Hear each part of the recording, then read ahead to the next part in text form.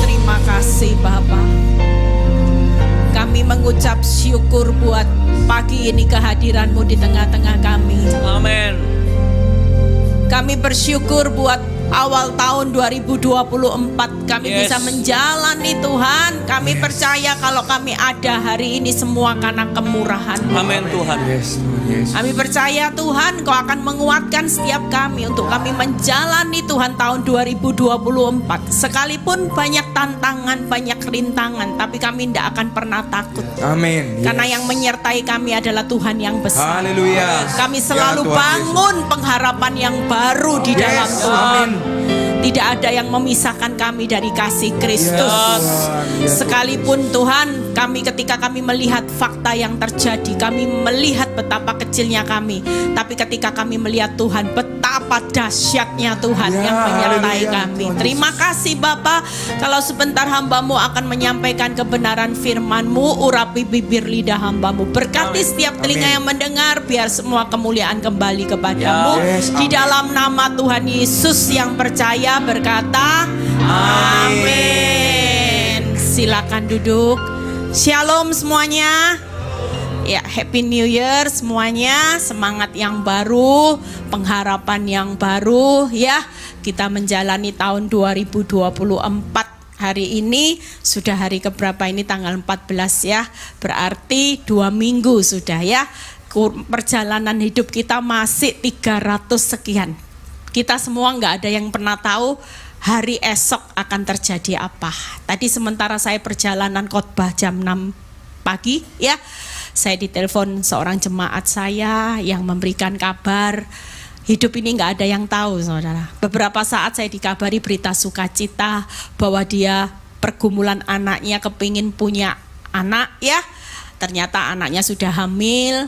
Dan beberapa saat tadi saya ditelepon hanya beda berapa bulan. Makanya orang tidak ada yang tahu berita sukacita, dia kesaksian, puji Tuhan, Tuhan sudah kasih jawab pergumulan, Tuhan berikan karunia ya di mana anaknya hamil. Dan tadi dia telepon lagi, Bu Eli tolong doakan. Hari ini nggak tahu kenapa Tuhan izinkan semua terjadi ya, menantunya kena kanker. Di biopsi ternyata kanker. Nah, kehidupan kita ini hari-hari ini nggak ada yang tahu apakah orang benar hidupnya nyaman-nyaman, nggak saudara.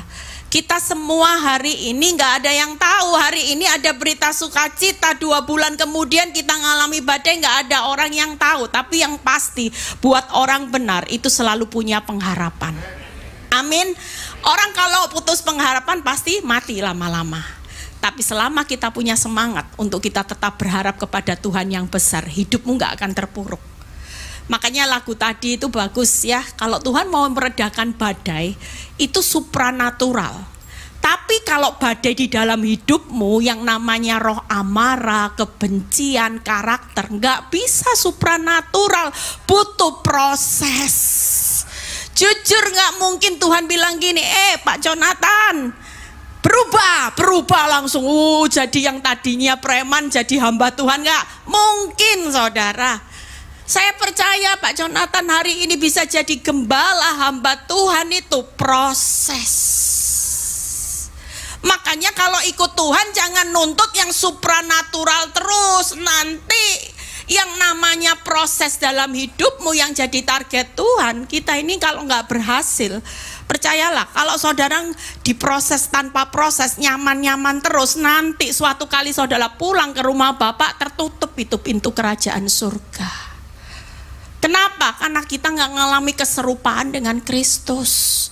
Kita nggak lulus jadi calon mempelainya Kristus. Semua syaratnya gagal.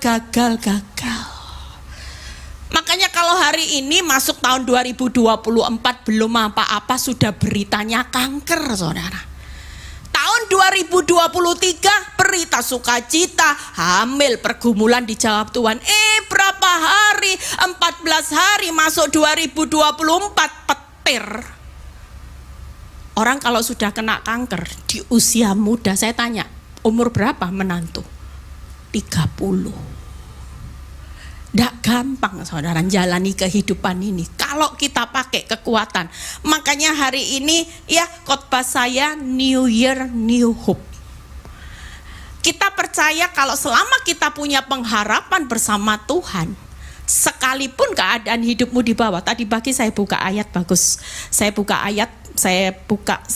Filipi 4 ayat 5. Ini ayat yang bagus saudara. Tiba-tiba saya baca ayat tadi pagi perenungan. Wow. Filipi 4 ayat 5 ini sekilas info. Hendaklah kebaikan hatimu diketahui semua orang, Tuhan sudah dekat. Waktu saya baca ayat ini saya bilang gini, aneh ya, Tuhan sudah dekat. Ya, tapi ayat di depannya itu perintahnya hendaklah kebaikan hatimu diketahui semua orang. Sementara banyak orang hari ini yang dikejar bukan kebaikan, kekayaannya yang mau dipamerin lewat Instagram, sosmed. Beli mobil Ferrari, beli mobil rumah besar. Kita semua lagi berlomba-lomba bukan kebaikan hati, tapi kekayaan, kesuksesan, ketenaran yang mau diketahui semua orang. Tapi buat kita sebagai anak Tuhan, kita tahu waktu kedatangan Tuhan sudah sangat. Berlomba-lombalah jadi orang yang hari ini kebaikan hatimu bisa dilihat. Banyak orang benar yang gagal. Hari ini banyak orang yang tadinya baik. Saya ini sebagai konselor banyak lihat ibu-ibu khususnya. Ya, karena disakiti bertahun-tahun, yang didoakan bertahun-tahun, yang dipuasai bertahun-tahun tidak berubah jadi baik. Bu Eli, saya sudah tidak tahan. Bayangin bertahun-tahun kawin dengan manusia yang anehnya luar biasa. Saya doakan tambah aneh. Saya puasai tambah galak. Saya ampuni tambah tidak pulang rumah. Jujur kalau ini jadi pertanyaan hidup. Dan dia bilang gini, hari ini sudah habis kesabaran saya sudah tidak mau tinggal satu rumah sama suami yang modelnya kayak Gatot Kaca. Saya sudah tidak mau Bu Eli, saya sudah pisah rumah. Saya cuma ngomong sederhana sama ibu ini, Bu, bukankah perintah Tuhan kalahkan kejahatan dengan kebaikan? Lah jadi pertanyaannya, ibu sekarang kalah kok sama kejahatannya. Bukannya kebaikan ibu bisa ngalahkan kejahatan. Anehnya ibu yang anak Tuhan, yang ngerti firman, justru ibu jadi preman sekarang. Kejahatannya ini bukannya dikalahkan, tapi ibu ikut jadi jahat di mata Tuhan. Jujur banyak orang gak pernah mengerti arti ini. Waktu saya ngubah mindsetnya ibu ini, oh iya ya Bu Eli, apa bedanya ibu dengan suami ibu hari ini di mata Tuhan? Tidak ada bedanya, sama-sama penjahat. Dan sejak saya berkata seperti itu, ibu ini berubah. Ibu ini yang tadinya mau pisah, akibatnya terus gimana Bu? Saya sudah keluar rumah Bu, balik. Aduh Bu, malunya gitu, ndak apa-apa. Orang yang belajar merendahkan hati, itulah senyatanya orang benar. Orang benar ndak akan bawa harga diri kemana-mana. Amin. Itu sebabnya hari ini yuk 2024 lakukan perubahan. Jangan kalah. Mertuamu bertahun-tahun galak, jangan pernah kalah dengan kejahatannya. Buka ayatnya dulu di Amsal 24 ayat 16. New Year New Hope, punya pengharapan yang baru. Amsal 24 ayat 16. Sebab 7 kali orang benar jatuh, namun ia pasti bangun kembali. Tetapi orang fasik akan roboh dalam bencana. Orang benar bukan berarti hidupnya bebas hambatan. anti badai? Enggak. Kita bisa ngalami 7 kali jatuh, tapi jaminan Tuhan buat orang benar, kita dijamin untuk bangun kembali. Mungkin tahun 2024 ini keuanganmu hancur, jatuh. Rumah tanggamu jatuh, kesehatanmu mungkin hari ini dokter lagi menvonis penyakit kronis. Hari ini nggak perlu takut selama kita jadi orang benar, walaupun mungkin ya ada beberapa banyak orang konseling hari-hari ini, hati-hati saudara. Karena hari ini seorang pengusaha yang hari itu dia pikir omset penjualannya besar di tahun 2023. Dia kejar target ya, dia mulai kasih semua pelanggan barang. Dia pikir ya sudahlah kejar target. Tapi siapa yang nyangka sebelum tutup tahun banyak orang yang bawa uangnya kabur ndak bayar. Akibatnya perusahaan ini benar-benar kolaps saudara. Dan waktu itu dia tanya Bu Eli, bagaimana ini Bu Eli? Saya ini orang yang baik loh Bu Eli. Saya ini suka bantu orang. Saya ini ndak pelit kalau saya punya untung. Saya ini orang yang ndak pelit, suka bagi-bagi. Tapi kenapa Tuhan izinkan uang saya dibawa kabur sama pelanggan? Saya cuma bilang gini, ndak apa-apa, jalani aja. Yang pasti hari ini kalau hidupmu lagi ngalami kejatuhan, jangan pernah berubah dari orang benar jadi orang fasik. Orang yang ambil uangmu nanti suatu kali pasti roboh dalam bencana, tapi hidupmu kalau tetap engkau setia sama Tuhan, tetap punya pengharapan janji Tuhan, orang yang jatuh itu pasti dibangun kembali. Amin. Makanya nanti banyak orang dunia di tahun ini, saya percaya pasti ada pembedaannya. Orang dunia akan roboh dalam bencana satu persatu. Tapi ada banyak orang nanti yang gak pernah disangka-sangka. Ya, lihat ya, nanti ada orang yang akan muncul namanya, yang tadinya bukan siapa-siapa, tapi jadi orang benar yang konsisten. Dia tetap setia, tetap punya pengharapan sama Tuhan. Hidupnya akan dibangun luar biasa. Amin. Kita percaya kita mau dalam kategori yang sudah jatuh tapi dibangun kembali. Jangan kalau sudah jatuh makin jauh dari Tuhan. Makin jauh, makin marah, makin murtad. Hidupmu bukannya dibangun kembali, tapi justru akan roboh dalam bencana. Buka ayatnya berikutnya, 1 Petrus 5 ayat 6. Ayat-ayat ini yang perlu saudara simpan supaya ketika saudara mengalami titik jatuh dalam satu proses, saudara tidak perlu takut. Karena itu rendahkanlah dirimu di bawah tangan Tuhan yang kuat, supaya kamu ditinggikan pada waktunya. Hari ini nggak masalah kalau hidupmu yang tadinya kaya bangkrut, rendah ya. Yang tadinya kerajaan rumah tangganya baik-baik, tiba-tiba suaminya selingkuh, atau anak-anak problem masalah apapun yang membuat hari ini engkau ada di posisi bawah. Percayalah, waktu kita ada di posisi bawah, kita tetap ada di dalam pengendalian tangan Tuhan yang kuat. Suatu kali hidupmu gak akan dibawa terus, tapi suatu kali pasti ditinggikan.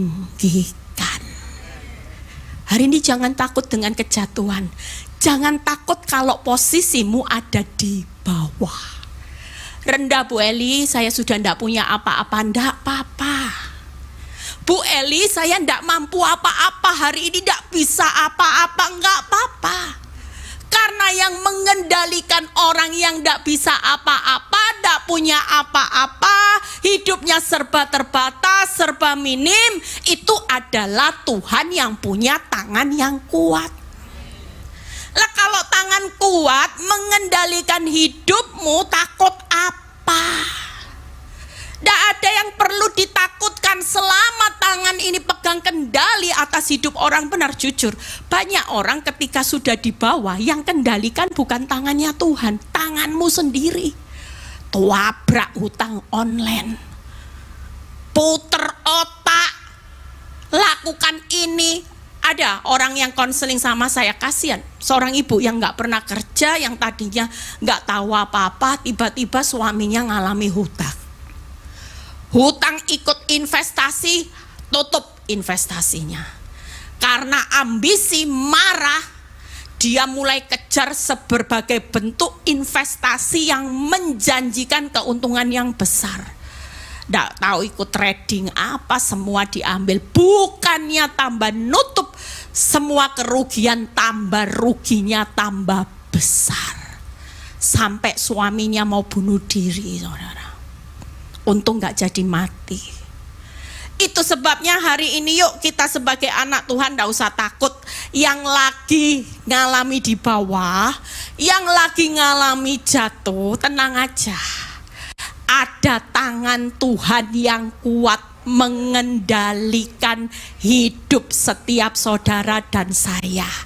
Kalau tangan ini kuat, suatu kali yaitu tadi supranatural sudah terjadi waktunya. Tidak ada yang bisa menghalangi tangan ini untuk membangun kembali dan mengangkat hidupmu tinggi-tinggi. Amin. Itu supranatural. Tapi Tuhan mau hidup kita tetap konsisten, bangun jadi orang benar. Nah, yang saya akan bahas ya, kita percaya bahwa hari ini kita ini lagi ngalami keadaan, saudara saya buka sekilas bagaimana tembok Yeriko runtuh, sekilas aja, Yosua 6 ayat 2-4. Saudara percaya hari ini kalau kita mau lihat, mungkin kita menghadapi tembok yang seperti tembok Yeriko. Tuh Tuhan, masalahku kok besar, gimana ini Tuhan? Nggak mampu menerjang tembok Yeriko. Tapi percayalah, Yosua 6 ayat 2-4, kita baca sekilas. Berfirmanlah Tuhan kepada Yosua, ketahuilah, aku serahkan ke tanganmu Yeriko ini beserta rajanya dan pahlawan-pahlawannya yang gagah perkasa. 3. Haruslah kamu mengelilingi kota itu, yakni semua prajurit harus mengedari kota itu sekali aja. Demikianlah harus engkau perbuat 6 hari lamanya. Berikutnya ayat yang keempat. Dan 7 orang imam harus membawa 7 sangkakala tanduk domba di depan tabut, tetapi pada hari yang ke-7, 7 kali kamu harus mengelilingi kota itu sedang para imam meniup sangkakala. Jujur kalau saudara baca kisah dari tembok Yeriko, saya kalau merenung tembok Yeriko itu kata awalnya yang pertama yang membuat saya semangat. Walaupun di depan itu tembok yang tebal, tidak mungkin bisa dilewati. Mungkin hari ini jalan hidupmu benar-benar mengalami tembok yang tebal, yang saudara tidak bisa dengan kekuatan saudara. Dan hari ini percayalah, kalau kata awalnya berfirmanlah Tuhan kepada Yosua, ketahuilah, aku sudah serahkan ke tanganmu. Artinya yang pertama, hari ini semua kemenangan itu sudah menjadi milik saudara. Tapi belum terlihat. Tapi Tuhan sudah berkata, tenang, yang penting kamu taat dulu. Nah, kenapa Tuhan izinkan putar 1 kali berhenti? Kok enggak sekalian aja toh Tuhan, supranatural, enggak usah puter, langsung bim salah bim, temboknya hancur. Supranatural. Tapi jujur kadang-kadang Tuhan bawa kita berputar-putar dulu, supaya kita belajar taat. Belajar waktu diuji taat, percayalah kalau ini namanya ujian ketaatan, tidak akan melampaui kekuatan saudara. Jadi waktu Tuhan izinkan saudara mengalami putaran-putaran untuk melihat tembok Yerikonya runtuh, saudara tetap tenang. Kenapa? Karena kemenangan sudah diserahkan ke tangan saudara. Tuhan tidak pernah gagal menjadikan saudara dan saya keluar lebih dari pemenang. Tapi saudara harus taat. Putar sekali ya ikuti aja. Kalau sampai hari ini Tuhan tetap mengajari saudara arti mengampuni, mengasihi tanpa syarat, sudah didoakan tambah parah, tokonya tambah sepi, dipuasai tambah tidak ada orang beli, tetap mengucap syukur dan bersukacitalah karena Tuhan sudah menyerahkan. Dan pada akhirnya yang membuat saya yakin, kenapa? Karena nanti Tuhan sendiri yang bertindak merobohkan tembok-tembok Yeriko. Saudara pikir puter-puter gini tembok bisa runtuh? Jujur, kalau secara akal saya juga bilang gini, Tuhan, tidak mungkin Tuhan suami saya bisa kembali. Tidak mungkin Tuhan sulit. Sudah punya anak, yang sana lebih mudah. Jujur, setiap perkataan yang saya lihat dengan tembok yang menghalangi kehidupan rumah tangga saya nggak mampu, saudara.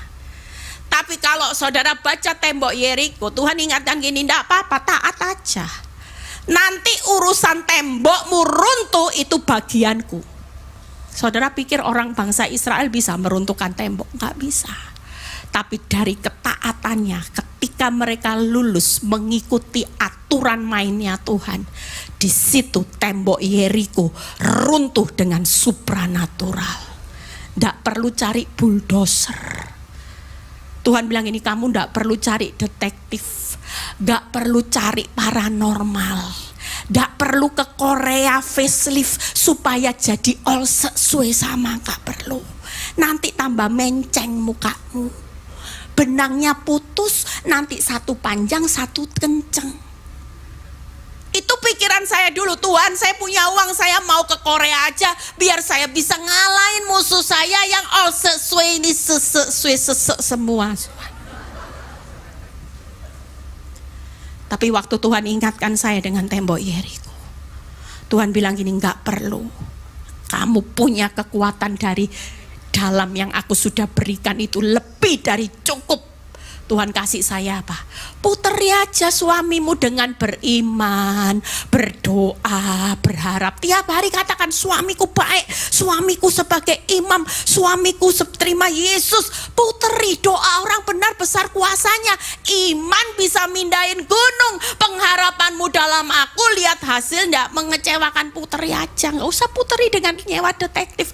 Banyak ibu-ibu puteri suaminya sambil doa tapi sambil cari detektif. Kepo, cek WhatsApp. Nanti kalau sudah dicek nangis-nangis telepon saya 11:30 malam. Bu Eli, kenapa Bu? Ini 11:30. Iya, saya baru lihat WhatsApp suami saya. Itu yang namanya pelakor kurang ajar Bu Eli. Kenapa? Masa katain saya nenek lampir? Katanya saya orang tua, nggak tahu diri, bucin, suami nggak cinta, tetap dicari, nggak tahu diri. Bu Eli kurang ajar Bu Eli. Saya bilang, Bu, makanya lain kali nggak usah pengen tahu. Makin pengen tahu nanti ibu yang kena kanker duluan. Mukanya ibu nanti kayak nenek lampir beneran. Hari ini percayalah, dengan doa iman pengharapan tiap hari didoakan. Doa orang benar itu besar kuasanya. Bukan kuasamu cek WhatsApp, itu tidak ada kuasanya.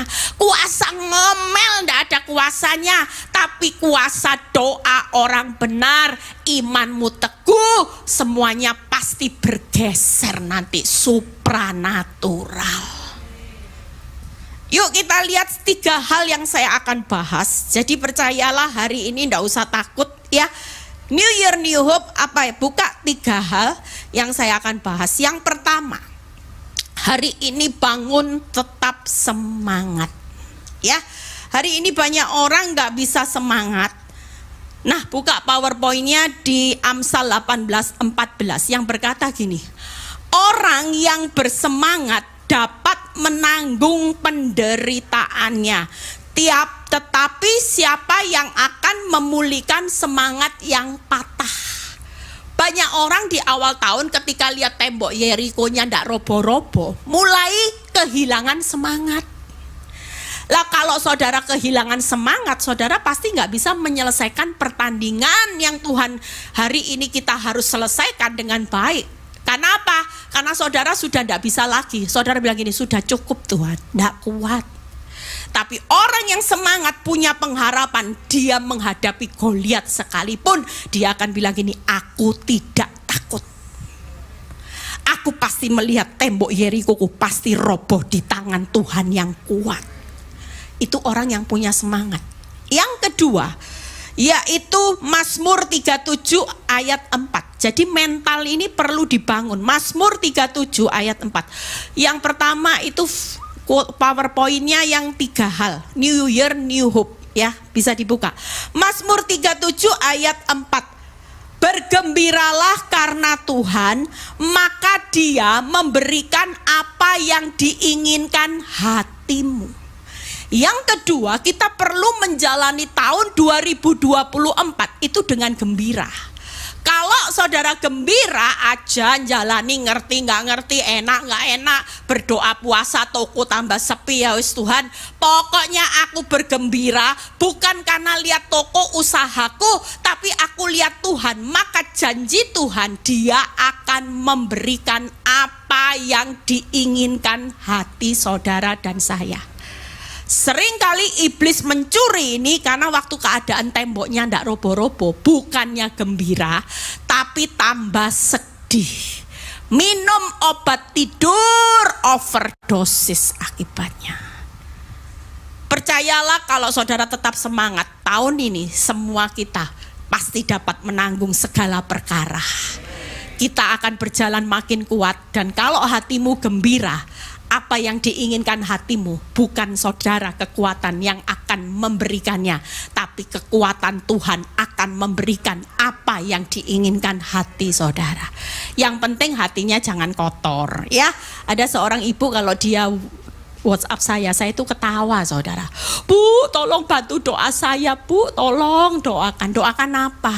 Saya lo berdoa tiap hari bu, suami saya cepat mati, ndak mati-mati. Mungkin ibu yang punya kuasa mendoakan mati, cepat mati Bu Eli. Saya kalau sudah baca itu saya ketawa, ini tipe orang yang sakit hati. Ya kalau kita hari ini terus menginginkan hati yang kotor, ya Tuhan ndak akan jawab. Tapi kalau kita bergembira karena memang kita tahu bahwa Tuhan itu selalu berpihak kepada kita, maka yang diinginkan hati kita Tuhan pasti jawab. Yang ketiga, 2 Tawarik 15 ayat 7. Tetapi kamu ini kuatkanlah hatimu, jangan lemah semangatmu, karena ada apa saudara? Upah bagi usahamu. Jadi kita percaya tahun ini kalau saudara ngerti rahasia di balik firman, saudara pakai 3 hal ini. Semangat, hati yang gembira, kuatkan hati itu tabah. Bu Eli sudah sabar jadi keset, gak apa-apa. Kuatkan hatimu, keset. Suatu kali yang keset diangkat Tuhan. Karena yang tadinya keset bergubung tabah, tetap baik sama suami yang galak, mertua yang galak. Percayalah hidupmu, firman Tuhan berkata, sudah disediakan upah. Setiap usaha jeripayah kita pasti ada upah. Tahun ini, tahun 2024, percayalah. Kalau kita bisa konsisten tetap semangat pengharapan yang baru.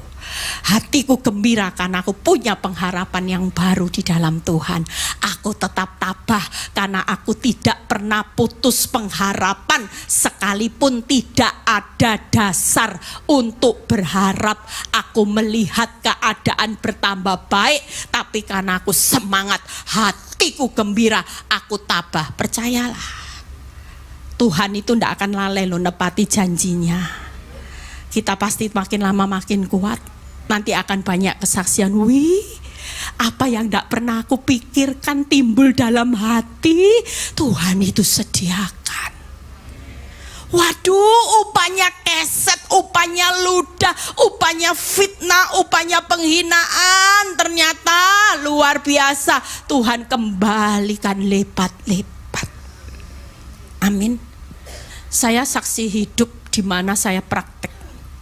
Saya selalu praktek semangat hati gembira. Makanya orang kalau deket sama saya itu disebut Ibu Haleluya. Sampai suatu kali saya ketemu dengan seorang yang biasanya handle rumah saya, ya sewa-sewain gitu ya. Dia bilang gini, saya ini susah kalau ngadep Ibu Eli. Paling aneh ini klien saya Bu Eli. Orang lain kalau kena badai rumahnya misalnya rusak, habis parah gitu ya. Kalau saya WhatsApp klien saya pasti panik. Waduh, kok gini lagi, apes ya, tiba-tiba kok rumah rusak, habisnya banyak. Lah ini loh, kalau saya WhatsApp Bu Eli, Bu, rumahnya ini tiba-tiba kena angin keras, rusaknya mahal. Jawabannya itu paling gampang Bu Eli, puji Tuhan, haleluya.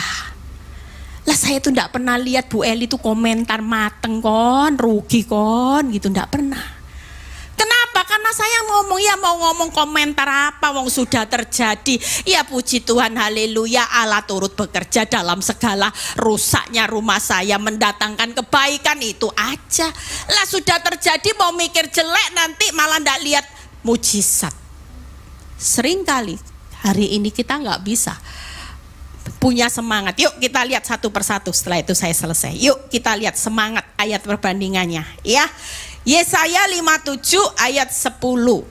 Buka dulu Yesaya 57 ayat 10. Kenapa sih kita tetap perlu semangat? Lihat ya, buka ayatnya di Yesaya 57 ayat 10. Oleh perjalananmu yang jauh, nah ini ya, engkau sudah letih lesu. Banyak orang yang cuapek 5L, letih lesu, loyo, lunglai, lemas. Ya, hari ini pulang dari tempat ini semua 5L diganti. Ganti semangat, hati gembira, kuatkan hati. Sekalipun apapun terjadi, aku tetap memilih percaya daripada aku takut. Lihat, tetapi engkau tidak berkata tidak ada harapan. Engkau mendapat kekuatan yang baru dan sebab itu engkau tidak menjadi lemah. Ayat 13b, lompat.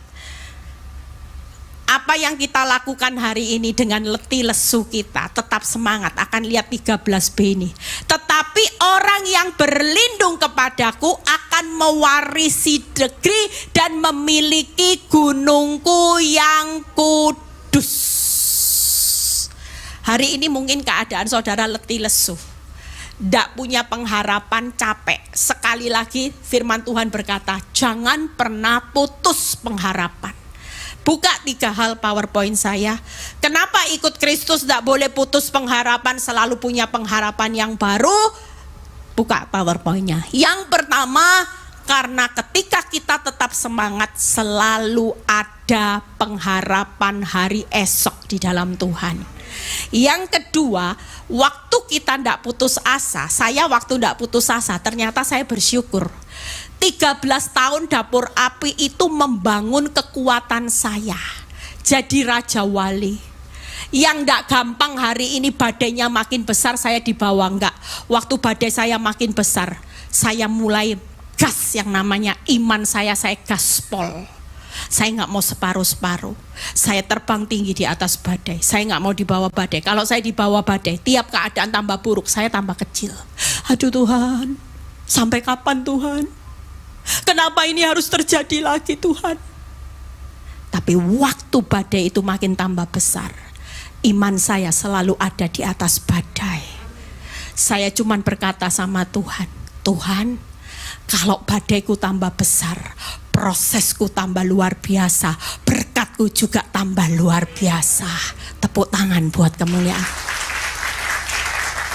Aku percaya semakin tahun Tuhan kasih saya bonus, surprise, door prize, satu pintu buka banyak pintu. Saya berjalan hari ini makin dipercaya Tuhan perkara-perkara yang jauh lebih besar. Dan itu saya alami ketika saya percayai Tuhan. Kalau saudara lihat, saya itu tidak ada potongan. Jadi hamba Tuhan tidak ada potongan. Saya kalau pelayanan sendiri di pesawat, orang tanya, Bu ngapain pagi-pagi? Pelayanan. Hah? Pelayanan? Ibu pelayanan apa? Saya pendeta. Mereka semua tidak percaya. Lihat gini, tidak ada potongan. Tidak ada. ada tampang. Tapi itulah kasih karunia yang Tuhan berikan. Tanpa sekolah Alkitab justru saya makin dipercaya Tuhan, dikasih kekuatan, semakin diberi kepercayaan dalam segala hal untuk saya bisa membawa jiwa-jiwa. Bukankah hari ini apa yang paling Tuhan senangkan di akhir zaman? Saudara perlu tahu, Tuhan tuh paling senang bukan hartamu, bukan pelayananmu, bukan semua tenagamu. Tapi hari ini Tuhan itu paling senang ketika lewat hidupmu orang bertobat. Orang memuliakan nama Tuhan, satu jiwa bertobat, seluruh malaikat surga itu bersorak-sorai. Tepuk tangan. Lah kalau hidupmu cuman sekedar masalah, kapan nyenangkan hatinya Tuhan? Lewat masalah hidupmu harus jadi berkat, selalu ada kekuatan yang baru. Dan yang ketiga, selalu ada titik balik. Itu tadi titik baliknya di ayat 13b. Waktu engkau putus asa, ternyata orang yang berlindung kepada Tuhan justru akan mewarisi negeri. Itu titik balik. Ikut Tuhan tuh tidak mungkin dibawa terus. Titik baliknya saat engkau rendah, saat engkau jatuh, titik baliknya bangun kembali. Amin. Yang berikutnya, ya, bagaimana kita tetap hati gembira? Buka Yesaya 58 ayat 11, ya. Sebentar lagi satu poin kita selesai. Harapan saya di tahun yang baru ini, yuk jangan pakai manusia lama. 5L-nya dikubur. Bu, tembok Yerikonya lo bu, ndak robo-robo. Geser aja ndak lo bu. Tuhan Bam, sudah tambah rasanya lihat masa depan itu tambah suram. Ndak usah dilihat. Yang pasti Tuhan sudah berdiri di hari esok. Hidupmu pasti ditutup dengan janji Tuhan. Makanya kalau ada iblis mulai mengintimidasi saya, iblis bilang ini, lihat ya, suamimu tambah parah kan, tambah parah. Saya cuman berkata sama iblis, iblis, enyah engkau. Karena pada dasarnya kehidupan rumah tangga saya yang kacau, yang hancur, yang tidak punya dasar untuk berharap, akan ditutup selalu oleh janji Tuhan. Apa yang dipersatukan Tuhan tidak bisa dipisahkan oleh manusia kecuali maut. Ada seorang pendoa yang lucu. Suatu kali dia telepon saya, Eli, saya ini berdoa. Saya lihat ya Eli, kenapa Tuhan itu ngomongin kamu ini kayak Abigail? Hah? Apa bu? Ya mungkin lo ya Eli, nanti yang namanya suamimu dipisahkan maut, kamu dapat Raja Daud. Aduh bu, tidak usah mikir itu bu, saya mau suami saya hidup bu. Lu kan tidak apa-apa dapat Raja Daud Eli. Aduh bu, sudah tidak mikir. Yang penting saya berdua hari ini bisa melayani Tuhan sama-sama. Harapan saya lagi ngobati wanita yang tersakiti. Suami saya nanti bertobat ngobati pria hidung belang bu. Sudah itu harapan saya. Supaya Tuhan disenangkan lah. Kalau dapat Raja Daud itu kan cuman ngenain daging. Jujur kalau misalnya benar-benar dapat Raja Daud, itu kan cuman urusan daging aja yang enak. Tapi yang saya mau kejar target, kami berdua bertobat, masing-masing bawa jiwa satu persatu ke dalam kerajaan Allah. Amin. Amin. Yuk kita baca. Tuhan akan menuntun engkau senantiasa dan akan, nah ini, memuaskan hatimu di tanah kering. Tidak usah takut siapa yang lagi jalani padang gurun tanah kering. Kalau kita bergembira karena Tuhan, hidup di dalam tanah kering pun Tuhan tetap memuaskan hatimu. Amin. Dan membaharui kekuatanmu, engkau akan seperti taman yang diairi dengan baik, seperti mata air yang tidak pernah mengecewakan. Orang yang bergembira itu selalu akan melihat bagaimana mata air yang tidak mengecewakan, hidupmu akan diairi dengan baik dan saudara akan dipuaskan di tanah kering. 3 hal kita buka.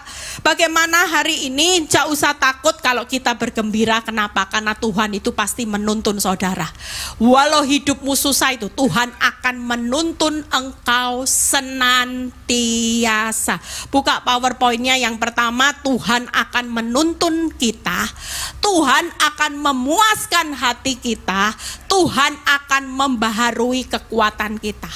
Orang yang gembira itu adalah obat yang manjur bagi tubuh, tulang, imanmu juga sehat. Ya, tapi kalau hidupmu terpuruk terus, makanya ada banyak beberapa jemaat saya juga, khususnya saya juga sedih.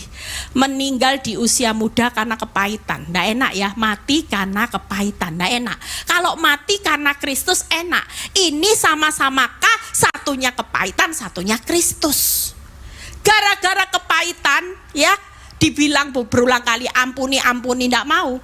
Badai dalam hidupnya dipelihara terus. Lama-lama suatu kali divonis dokter kanker stadium 4, umurnya cuman tinggal berapa bulan. Baru menyesal, iya ya dulu dikasih tahu ngampuni kok ndak ngampuni. Sekarang sudah kena kanker, baru pemulihan. Baru telepon suami, telepon mertua, telepon ipar. Lah kok ndak dari dulu-dulu toh? Lah kalau dari dulu-dulu kan tetap sehat, panjang umur, lihat pemulihannya Tuhan. Ini sudah ndak lihat pemulihan, mati kanker. Jujur memang dia diselamatkan karena sudah minta maaf, dosanya merah seperti kemisi, jadi putih seperti salju. Tapi di Korintus berkata apa? Orang yang diuji hari itu kalau tidak berhasil terbakar, itu akan menderita kerugian. Tapi kalau diuji lulus akan mendapat upah. Itu firman Tuhan jelas berkata seperti itu. Makanya pastikan ujianmu jangan menderita kerugian, walaupun ujung-ujungnya nanti tetap masuk surga. Tapi kan tidak enak, tidak terima apa-apa. Alangkah jauh lebih baik selama kita diuji hati gembira, kita lulus, kita menikmati upah. Ya, yang terakhir tetap kuatkan hati. Pemain musik boleh segera maju ke depan. Mazmur 9 ayat 10 dan 19 kita baca. Mazmur 9 ayat 10 dan 19. Demikianlah Tuhan adalah tempat perlindungan. Mazmur 9 ayat 10. Nah, yang ke-9 ayat 10 berikutnya. Mazmur 9 ayat 10 dan 9. Demikian Tuhan adalah tempat perlindungan bagi siapa? Bagi orang yang terinjak, tempat perlindungan pada waktu kesesakan. Pastikan kalau kita lagi ngalami kesesakan, kita lagi diinjak-injak orang, diinjak-injak, posisimu ada di bawah, jangan cari pertolongan lain. Karena Tuhan itu tempat perlindungan yang paling aman. 19 kita baca. Sebab bukan untuk seterusnya orang miskin dilupakan, bukan untuk selamanya hilang harapan orang sengsara. Jadi jangan putus pengharapan. Amin. Kalau kita putus pengharapan, hilang. Tapi kalau kita terus berharap, kita pasti akan menikmati hasil. Buka 3 hal. Yang pertama, Tuhan itu sebagai tempat perlindungan bagi orang yang terinjak. Ya, mungkin hari ini kau sudah nggak bisa apa-apa, saudara nggak jadi masalah, tetap aman kok. Ya, saudara kalau hari ini ngalami kesesakan, sudahlah.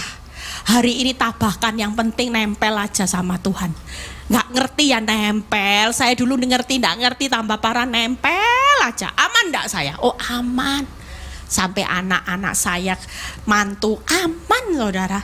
Yang kedua, Tuhan tidak selamanya diam atas hidup orang miskin. Mungkin saudara bilang gini, kok tidak adil ya, Tuhan tidak bela-bela saya. Tapi percayalah, hari ini orang yang tidak bisa apa-apa, tidak punya apa-apa, Tuhan hanya diam sesaat. Suatu kali dia tetap akan mengangkat hidupmu dan membangun kembali. Yang miskin akan jadi berhasil. Yang ketiga, Tuhan tidak akan membiarkan selamanya orang sengsara. Tuhan Yesus memberkati. 3 hal ini akan membekali kita. Awal tahun tidak ada orang yang datang ke tempat ini wajahnya kayak kudanil, wanjang. Stres aku. Duh, lihat masalah depresi, tiap ketemu gembala, Pak Gembala stres, sudah stres. Yang diomongi uang, jen terus. Ketemu temennya apa ya usahaku ini sepi. Ya apa ya suamiku ini, aduh apa tak racun Maria, sudah selesai. Tidak ada saudara. Orang yang punya pengharapan baru dalam Tuhan cirinya selalu semangat. Amin. Menghadapi apapun gembira. Bukan karena masalahmu selesai, karena kita punya Tuhan yang besar. Yes. Saudara akan tetap kuatkan hati. Tabah.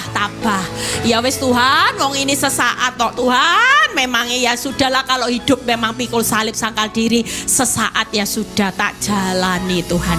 Yang penting aku jadi orang benar. Yuk bangkit berdiri. Saudara tundukkan kepala. Tuhan hadir tengah-tengah saudara. Dia tahu setiap pergumulan hidup, tantangan, tembok Yeriko. Mungkin hari ini kau lihat tembok itu tidak berubah Bu Eli. Tembok itu makin tebal di mata saya, rasanya saya yang makin kecil. Tapi sekali lagi, jangan pernah pandang tembok Yeriko. Karena kalau kau pandang tembok Yeriko itu terus, tembok Yeriko itu tidak akan roboh. Tapi kalau engkau pandang Yesus, karena hanya Dia yang bisa merobohkan tembok Yeriko secara supranatural. Maka siang ini engkau akan lihat ada supranatural yang akan Tuhan kerjakan ketika engkau tetap punya pengharapan yang baru.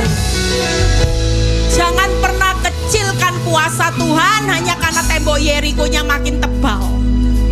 Tapi percayalah, siang ini Tuhan tetap berkata, Ya.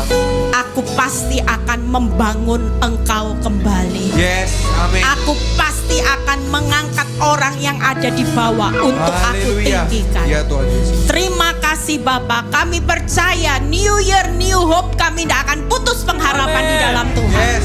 Justru kami akan semakin membangun semangat kami. Hati kami mau bergembira, kami makin mau kuatkan hati hanya melihat Tuhan satu-satunya juru penolong kami. Terima kasih Bapak, berkati setiap anak-anakmu pulang dari tempat ini kami diubahkan. Kami punya sesuatu paradigma yang berbeda. Kami tidak mau lagi tinggal di dalam masalah, kami tapi tinggal di dalam kekuatan kuasa Tuhan. Yes, Tuhan Berkati gereja S3 ini, Surabaya S3 Ya, Tuhan. Tuhan.